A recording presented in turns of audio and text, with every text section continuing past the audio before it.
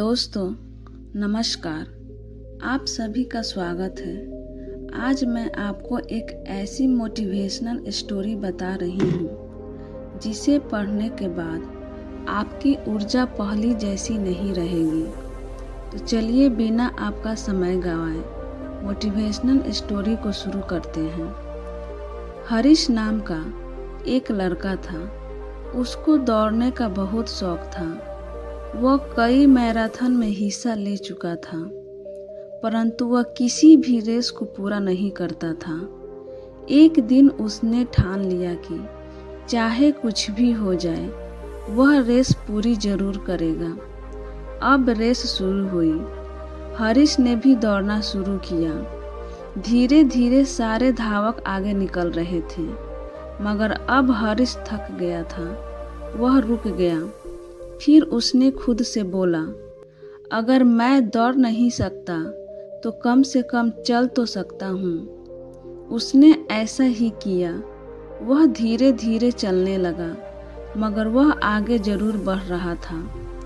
अब वह बहुत ज़्यादा थक गया था और नीचे गिर पड़ा।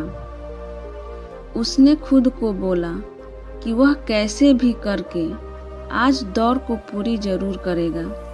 वह जिद करके वापस उठा, लड़खड़ाते हुए आगे बढ़ने लगा और अंततः वह रेस पूरी कर गया। माना कि वह रेस हार चुका था, लेकिन आज उसका विश्वास चरम पर था, क्योंकि आज से पहले रेस को कभी पूरा ही नहीं कर पाया था।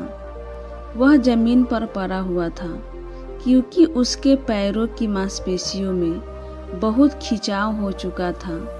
लेकिन आज वह बहुत खुश था, क्योंकि वह आज हार कर भी जीता था।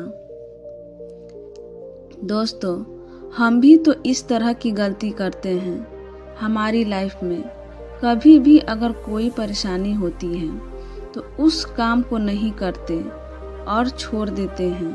अगर आप एक स्टूडेंट हो और रोज़ 10 घंटे की स्टडी करते हो और किसी दिन कोई परेशानी की वजह से आप पढ़ाई नहीं करते, मगर आपको भले ही 5 घंटे मिले, पढ़ना जरूर चाहिए। हरीश की कहानी से हमें यह सीखने को मिलती है कि अगर हम लगातार आगे बढ़ते रहें तो एक दिन हम हार कर भी जीत जाएंगे।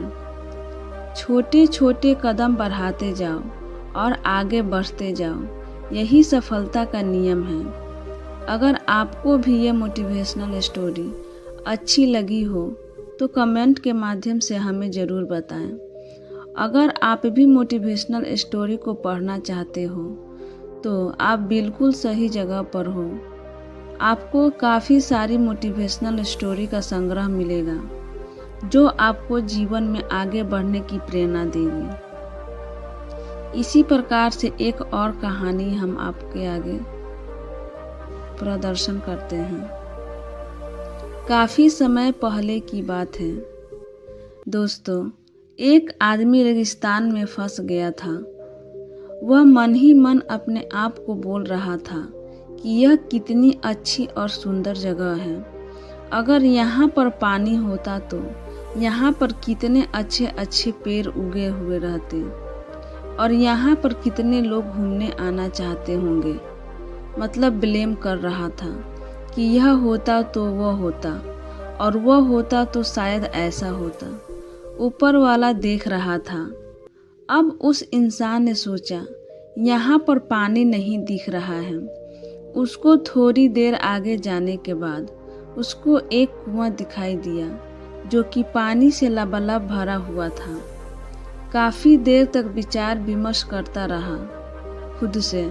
फिर बाद में उसको वहाँ पर एक रस्सी और बाल्टी दिखाई दी। इसके बाद कहीं से एक पर्ची उड़ के आती है, जिस पर्ची में लिखा हुआ था कि तुमने कहा था कि यहाँ पर पानी का कोई स्रोत नहीं है। अब तुम्हारे पास पानी का स्रोत भी है। अगर तुम चाहते हो तो यहाँ पर पौधे लगा सकते हो। वह चला गया। तो यह कहानी हमें क्या सिखाती है? यह कहानी हमें यह सिखाती है कि अगर आप परिस्थितियों को दोष देना चाहते हो, कोई दिक्कत नहीं है, लेकिन आप परिस्थितियों को दोष देते हो कि अगर यहाँ पर ऐसा हो और आपको वह सोर्सेस मिल जाए तो क्या परिस्थिति को बदल सकते हो। इस कहानी में तो यही लगता है कि कुछ लोग सिर्फ परिस्थिति को दोष देना जानते हैं। अगर उनके पास उपयुक्त स्रोत हो तो वह परिस्थिति को नहीं बदल सकते, सिर्फ वो ब्लेम करना जानते हैं। लेकिन हमें ऐसा नहीं बनना है दोस्तों। इस कहानी से यह शिक्षा मिलती है कि अगर आप चाहते हो कि परिस्थितियाँ बदले और आपको अगर उसके लिए उपयुक्त साधन मिल जाए तो आप अपना 1% योगदान तो दे ही सकते हैं। और मुझे पूरा भरोसा है कि अगर आपके साथ ऐसी कोई घटना घटित होती है, आप अपना योगदान जरूर देंगे। यह कहानी आपको अच्छी लगी होगी। अगर आपका चाहते हो कि आपको ऐसी मज़ेदार कहानियाँ मिलती रहें तो आप हमें कमेंट करके ज़रूर बताएं। आपको यह मोटिवेशनल स्टोरी अच्छी लगी हो तो इस कहानी को और लोगों से, अपने दोस्तों के साथ आप शेयर करें। काफ़ी समय पहले की बात है। प्रतापगढ़ नाम का एक राज्य था। वहाँ का राजा बहुत अच्छा था, मगर राजा को एक सुख नहीं थी, वह यह कि उसको कोई संतान नहीं थी और वह चाहता था कि अब वह राज्य के अंदर किसी योग्य बच्चे को गोद ले ताकि वह उसका उत्तराधिकारी बन सके और आगे की भागदौड़ को सुचारू रूप से चला सके।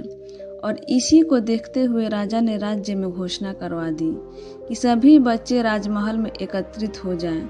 ऐसा ही हुआ। राजा ने सभी बच्चों को पौधे लगाने के लिए अलग अलग प्रकार के बीज दिए और कहा कि अब हम 6 महीने बाद मिलेंगे और देखेंगे कि किसका पौधा सबसे अच्छा होगा। महीना बीत जाने के बाद भी एक बच्चा ऐसा था जिसके गमले में वह बीज अभी तक नहीं फूटा था, लेकिन वह रोज उसकी देखभाल करता था और रोज पौधे को पानी देता था। देखते ही देखते 3 महीने बीत गए। बच्चा परेशान हो गया।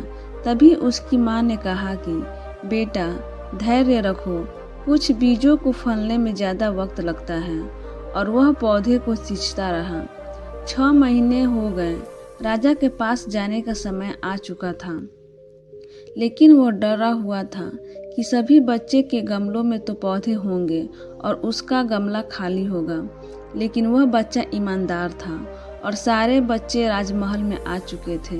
कुछ बच्चे जोश से भरे हुए थे क्योंकि उनके अंदर राज्य का उत्तराधिकारी बनने की प्रबल लालसा थी। अब राजा ने आदेश दिया, सभी बच्चे अपने अपने गमले दिखाने लगे, मगर एक बच्चा सहमा हुआ था क्योंकि उसका गमला खाली था। तभी राजा की नज़र उस गमले पर गई। उसने पूछा, तुम्हारा गमला तो खाली है। तो उसने कहा, लेकिन मैंने इस गमले की 6 महीने तक देखभाल की है। राजा उसकी ईमानदारी से खुश था कि उसका गमला खाली है, फिर भी वह हिम्मत करके यहाँ तो गया। सभी बच्चों के गमले देखने के बाद राजा ने उस बच्चे को सभी के सामने बुलाया। बच्चा सहम गया और राजा ने वह गमला सभी को दिखाया। सभी बच्चे जोर जोर से हंसने लगे। राजा ने कहा, शांत हो जाइए, इतने खुश मत होइए। आप सभी के पास जो पौधे हैं वो सब बंजर हैं। आप चाहे कितनी भी मेहनत कर लें, उनसे कुछ नहीं निकलेगा। लेकिन असली बीज यही था। राजा उसकी ईमानदारी से बेहद खुश हुआ और उस बच्चे को राज्य का उत्तराधिकारी बना दिया गया। लेकिन हमें इस कहानी से क्या सीखने को मिला? मेरे हिसाब से अपने अंदर ईमानदारी का होना बहुत ज़रूरी है। अगर हम खुद के साथ ईमानदार हैं तो जीवन के किसी न किसी पड़ाव में सफल हो ही जाएंगे, क्योंकि हमारी औकात हमें ही